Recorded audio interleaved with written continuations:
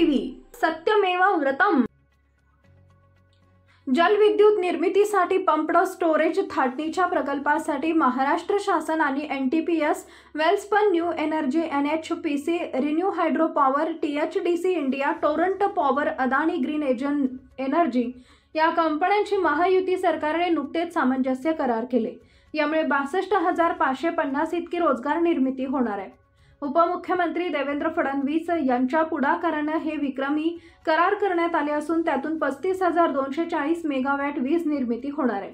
राज्यातील या प्रकल्पांमध्ये सुमारे 1,88,750